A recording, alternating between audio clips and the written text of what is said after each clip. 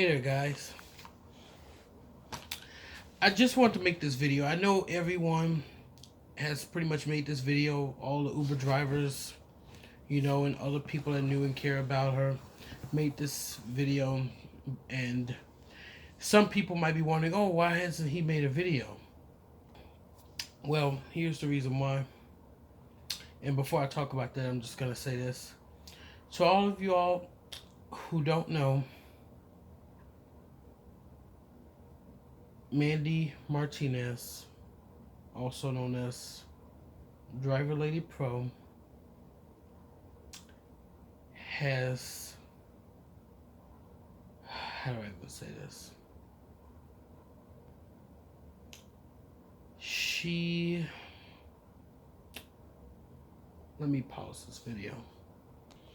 Okay. Yesterday, November 20th,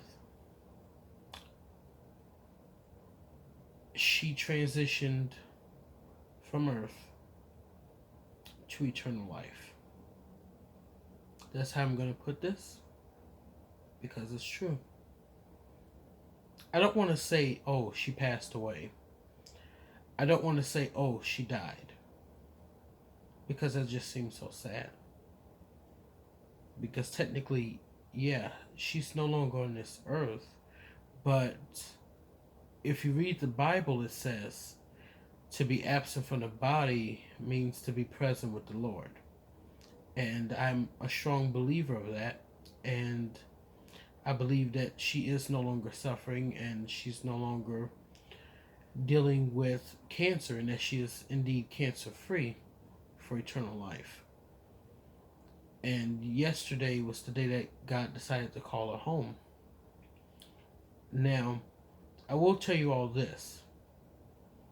If you all have watched other people's videos, she did not have lung cancer. She did not have liver cancer. The cancer that she had, it was from years ago whenever this happened, when she had anal cancer. And she said this before. And when they treated it, either they didn't treat it, like either the tumors didn't shrink completely, or the tumor, I'm not sure how many, but either didn't shrink completely and the process was incompleted, or it came back.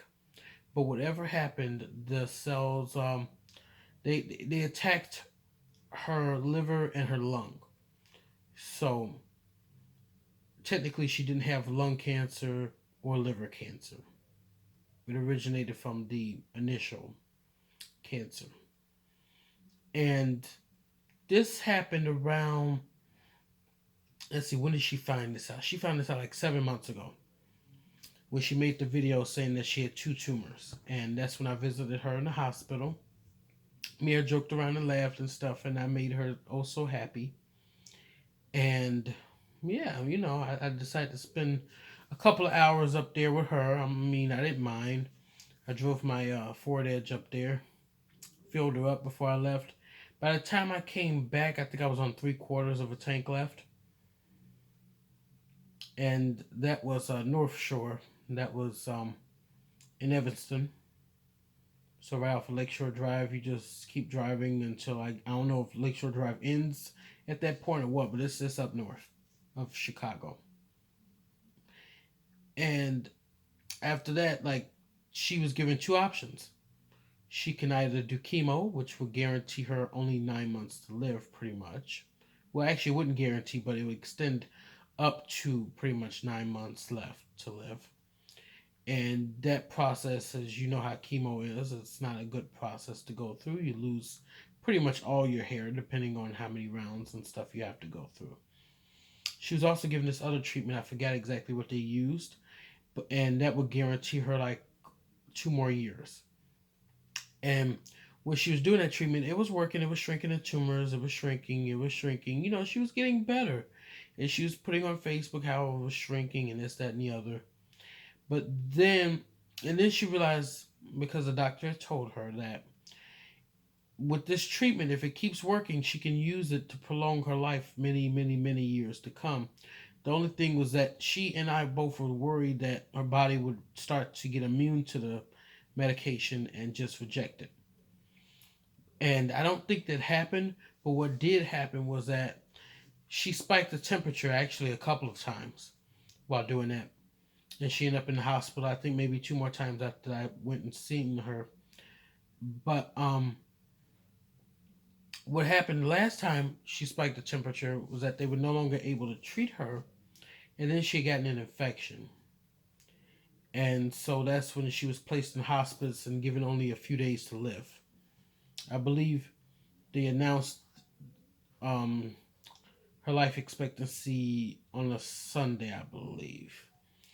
But I was gonna visit her that night, but I figured, okay, they have visiting hours, stuff like that. So I went to see her that next morning.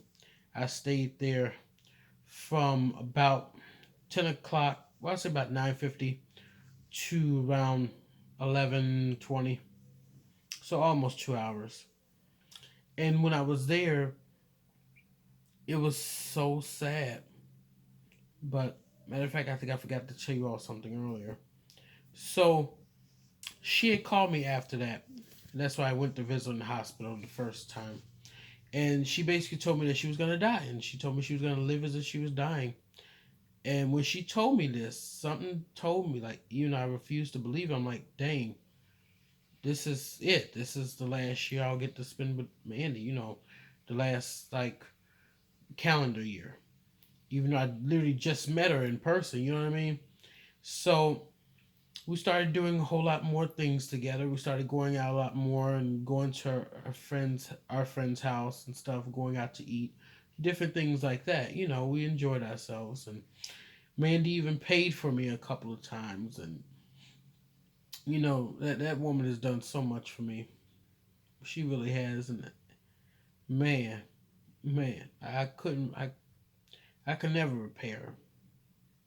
And she's the type of woman that will give you, would literally like give you the clothes off her back just to make sure you were okay. And I heard with someone, I'm not gonna say who, but she Mandy offered her a place to stay after only knowing her for a year. She offered her home to stay in until she got back on her feet. What a selfless, selfless woman. I have never met anyone as nice as Mandy. I haven't. That would do something like that. Like, she's one of the very few nice people that I know that's that nice. Like, it's not a lot. You won't meet a lot of people like her, if at all. So it just upsetted me that this happened, because it's like, why her? Why her? And that was my question. Like, why her? Why her? But you know, and I haven't really been the same since I found that happened. But when I went to see her Monday, she she looked very tired, very very tired, and I was holding my composure. Like, I was crying a little bit, of course. I mean, I couldn't help it, but I was trying not to just explode in tears in front of her. Because I wanted to stay strong for her. And I told her I loved her. We had good conversation. I showed her a picture of my new Mercedes, and stuff like that. And we kind of laughed a little bit and stuff like that, and joked around. But she was going in and out then, and I couldn't take it. I couldn't.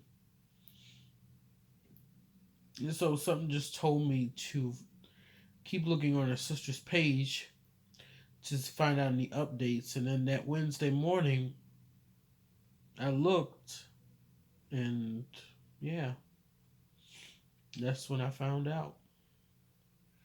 And ever since then, I've never been the same. I've never been the same. And what was keeping me going is the fact that she's no longer suffering. She's no longer dealing with this. You know, she can finally rest because she really put up a good fight. And I hate when people say, "Oh, she lost her battle of cancer. She lost it." She didn't lose because she's cancer free. Regardless of whether she would have been alive right now and gotten rid of the cancer versus now, pretty much the same thing. It's just that on one end she's alive, the other end, you know, she's in eternal life. But at the same time, she's no longer suffering, regardless. And she is cancer free at the end of the day. And I have nothing but memories of, us going out, taking pictures, stuff like that, recording videos. We did a live stream on her channel. And I still don't think it's really hit me like that yet. Sometimes it might take a couple of days, but man, I don't know. And it hits me differently than a lot of you all, especially the ones that never got to see her in person, because I got a chance to see her in person. I got a chance to get close to her and stuff, and it's just I miss her so much. And we've spoke and stuff like that.